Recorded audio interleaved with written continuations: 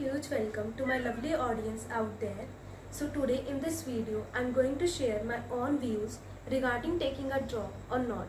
I am a NEET dropper, but this video is not journalized for only NEET aspirant. This video is for all those students who are just preparing for any of the competitive examination and they're aiming for a drop. So in this video, there will be my views. So welcome to my channel, Ujjwal Bhavishya. Video is journalized in two categories. All kind of students who are aiming for any kind of competitive examination may fall in either of the categories, and if not, then please let me know in the comment section about your own scenario so that I may consider that in my way and give my bestest opinion to you all. So by the end of this video, I assure you that you should definitely come to a conclusion of your decision regarding drop,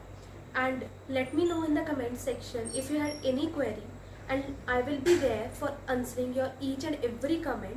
and I will personally read all of them, and if I found a really relevant topic, I will be considering them in my upcoming videos as well. So stay tuned ahead in this video. And so this video is all about कि हमें drop लेना चाहिए नहीं लेना चाहिए, because हमें पता है कि अभी सब बच्चों का जो नीट का एग्ज़ाम है वो हुआ है, और नीट एस्पायरेंट इस टाइम पे मोस्ट ऑफ द बच्चे यही सोच रहे हैं कि हमारा स्कोर इतना आ रहा है, हमें ड्रॉप लेना चाहिए या इधर हमें मतलब नहीं लेना चाहिए. सो ये डिसीज़न मैं आपका करवाने आई हूँ आज. इस वीडियो के एंड में आई श्योर यू कि आपका डिसीज़न होएगा, क्योंकि ड्रॉप लेना है या नहीं लेना, इस डिसीज़न में इतना आप अपना टाइम मत इन्वेस्ट करिए कि आपका जो अगला टाइम है जिसमें आप तैयारी करके एज ले सकते हो, आप वो वेस्ट कर रहे हो. सो इस वीडियो में आपको बस ये बताऊंगी पहले कि आपको ड्रॉप लेना है या नहीं लेना, और अगर लेना है तो आपको किस किस हार्डशिप से गुजरना पड़ेगा और क्या क्या वो सारी प्रॉब्लम्स आती हैं ड्रॉपर के लिए, आपको वो सब कैसे टैकल करनी पड़ेंगी, और आपको जितनी भी एज अ ड्रॉपर हार्डशिप आएंगी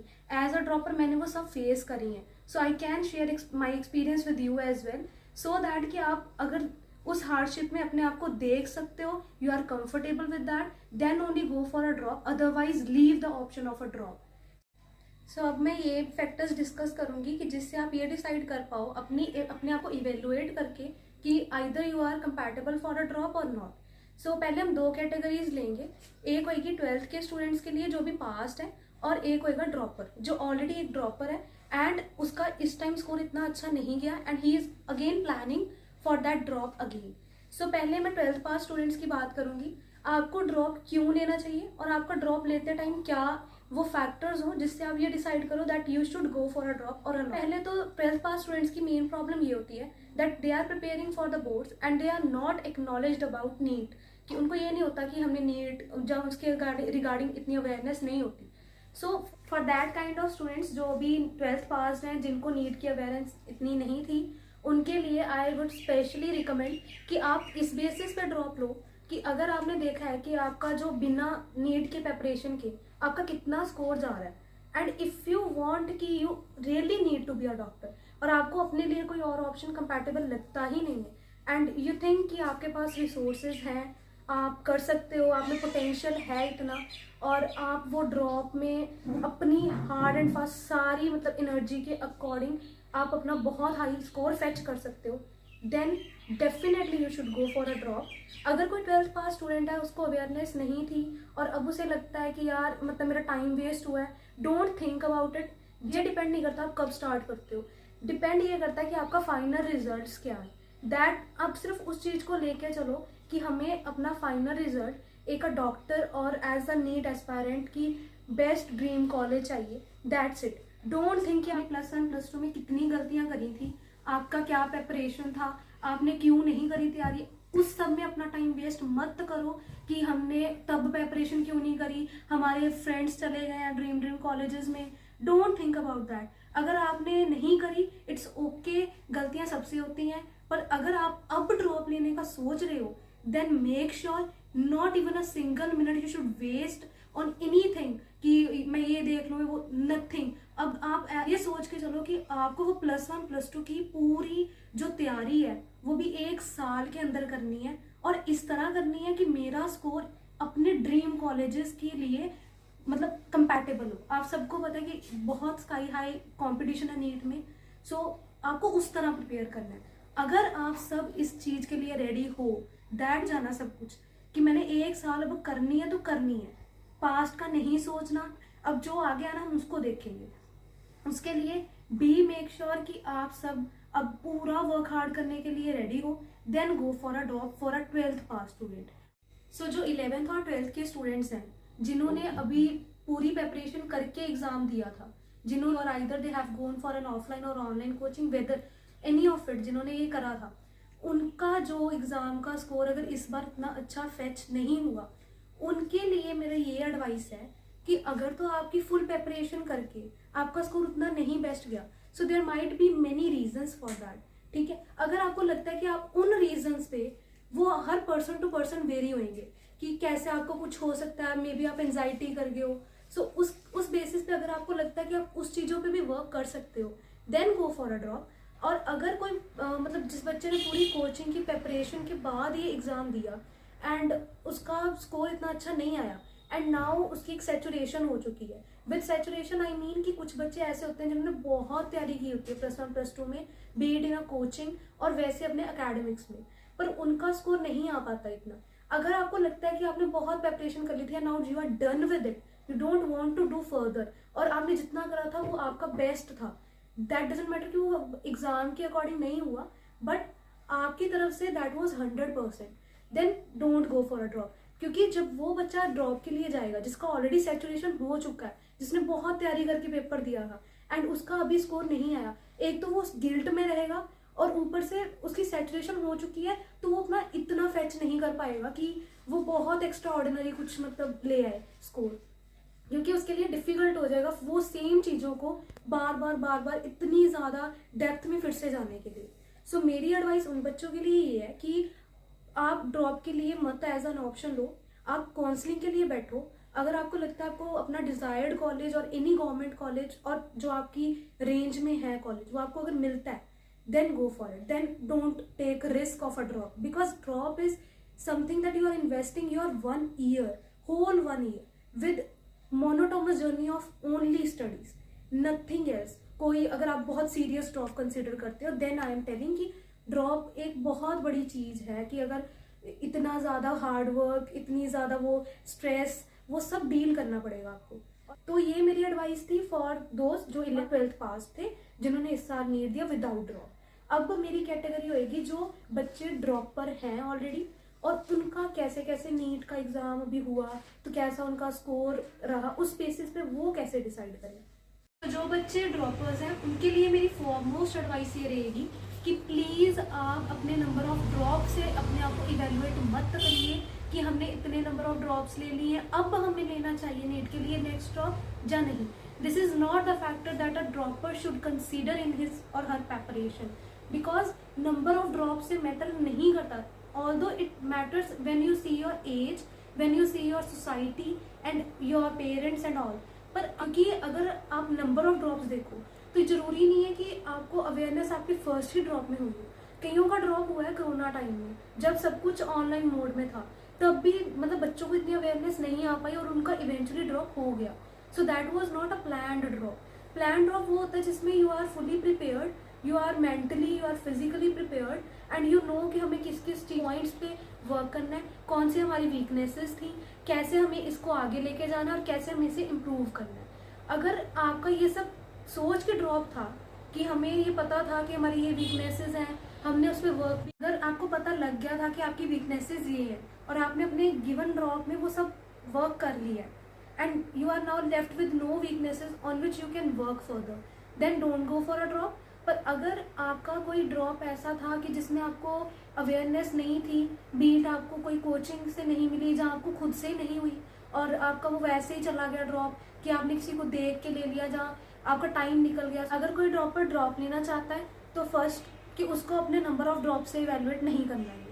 अपने नंबर ऑफ ड्रॉप सिर्फ वो सोसाइटी के लिए मैटर कर रहे हैं। अगर आपको लगता है कि आप अवेयर नहीं थे और आपका अल्टीमेट गोल सिर्फ और सिर्फ डॉक्टर है, आप अपने आप को किसी भी और फील्ड में नहीं देख सकते, then don't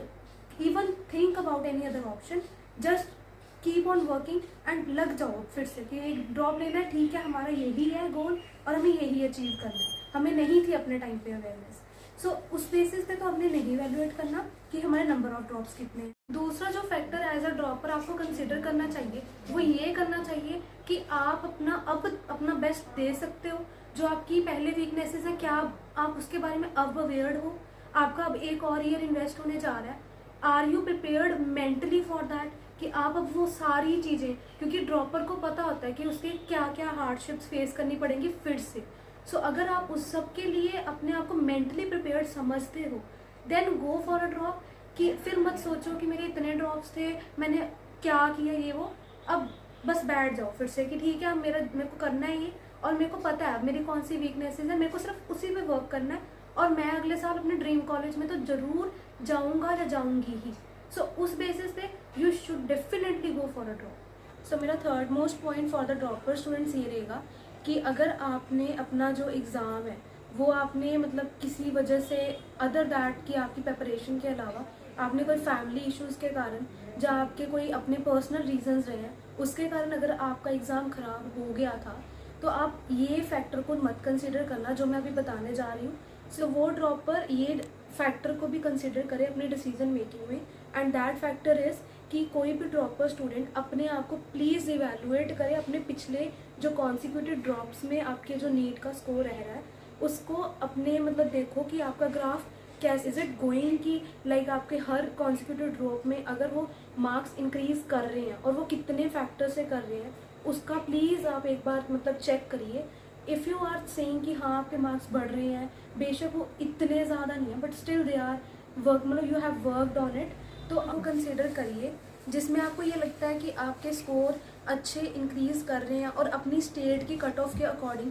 you are very near to them, and आप इस बार उस चीज़ को गेन कर सकते हो and you can reach in your dream medical college. So उस फैक्टर को प्लीज़ अपने डिसीजन मेकिंग में एक ड्रॉपर स्टूडेंट ज़रूर कंसिडर करे जिसने अच्छी खासी प्रेपरेशन के साथ एग्ज़ाम दिया था। बट अगर कोई फैमिली रीजंस के कारण आपका स्कोर मतलब नीचे गया है, then don't consider this factor कि आप अपने पिछले मार्क्स से इवेलुएट करें, क्योंकि हो सकता है आपकी पर्सनल कुछ इश्यूज रहे हों, बी इट योर फैमिली और B it your own health reasons और एनजाइटी एंड ऑल दैट। अभी जो कंक्लूजन है वो ये है कि मेरी तरफ से इट्स माई बेस्ट एफर्ट कि मैंने आपको वो गाइडेंस दी है जिससे आप अपना ड्रॉप लेने का डिसीज़न बना सकते हैं।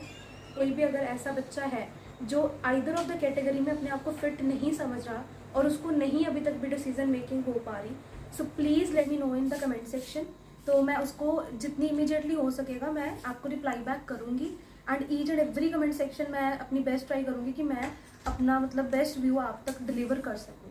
और लास्ट बात जो मुझे डिस्कस करनी बहुत इंपॉर्टेंट लगती है वो ये है कि जब आपने अपना डिसीजन अपने बेसिस पे बना लिया है, देन अपनी फैमिली के साथ डिस्कस कीजिए। अगर आपकी फैमिली आपको फाइनेंशियली सपोर्ट कर सकती है, इन केस अगर आप ऑफलाइन जाना चाहते हैं, तो प्लीज़ उनसे अब अपना डिसीज़न लीजिए कि वो क्या कहते हैं अपनी फाइनेंशियल रीजंस के बेसिस पे। अगर आपकी फाइनेंशियली इतनी सपोर्ट है, देन आप उनसे डिस्कस करके अपना फाइनलाइज कर दीजिए decision whether it is for a drop or not. बाकी जो मतलब जैसी कोचिंग आपको चाहिए like online offline 12th pass student और ड्रॉपर्स के लिए, वो मैं अपने पर्सनल एक्सपीरियंस के बेसिस पे आपको अपनी अगली वीडियो में बताऊंगी कि कौन ऑनलाइन प्रेफर करे और कौन ऑफलाइन प्रेफर करे, और ऑफलाइन में और ऑनलाइन में क्या क्या डिफरेंसेस आपको देखने को मिल सकते हैं, और फाइनेंशियल बेसिस पे भी मैं सब कुछ डिस्कस करूंगी अपनी अपकमिंग नेक्स्ट वीडियो में। और मेरा पर्सनल एक्सपीरियंस भी रहेगा मेरी अपकमिंग वीडियोज़ में कि मेरा ड्रॉप का जर्नी कैसे था और and how I scored as well. तो that's it for this video. और अगर आपको लगता है कि ये वीडियो आपके लिए काफ़ी हेल्पफुल थी इन मेकिंग योर डिसीजन, और इसमें से आपको कोई भी अपना गिव अवे पॉइंट मिल रहा था जिससे आप अपना डिसीजन कर पाए and you come to a very good decision of yours, then please share this video to each and every friend of yours जिसको अभी इस वीडियो की बहुत ज़्यादा ज़रूरत है और जिसे अभी अपना डिसीजन बनाने के लिए टाइम बाउंडेड है और उसको नहीं पता चल रहा कौन सी डायरेक्शन में वो डिसीजन ले। सो उसके साथ शेयर करिए और अपना डिसीजन भी खुद जल्दी से जल्दी बनाइए। एंड कोई क्वेरी है, कुछ भी है, प्लीज़ मेरे को कमेंट सेक्शन में बताइए and I will be there for your each and every kind of support जो मेरी तरफ से बेस्ट पॉसिबल हो पाएगी। And so do subscribe my channel. अगर आपको ये वीडियो बहुत हेल्पफुल लगी हो तो प्लीज़ मेरे चैनल को सब्सक्राइब कीजिए सो दैट मेरी जितनी भी अपकमिंग वीडियोस रहेंगी वो आप तक सबसे पहले डिलीवर हो। एंड ऑल्सो मेरी जितनी भी अगली वीडियोस होंगी वो सब वो टॉपिक्स पे होंगे जिसमें आप सबको इस टाइम पे दिक्कत आ रही, जिसमें आपको लग रहा है कि ये हमें गाइडेंस चाहिए। सो आप अपने कमेंट सेक्शन में प्लीज़ मेरे को वो सारे टॉपिक्स जिस पे आप चाहते हो कि नेक्स्ट अपकमिंग वीडियोज़ रहें, वो सारे मेरे को बताएं। Huge thanks to all who stayed till the end of this video, and I hope that you have make up your decision of taking a drop or not. Very thank you for all of your valuable time. Stay tuned in the next upcoming videos as well.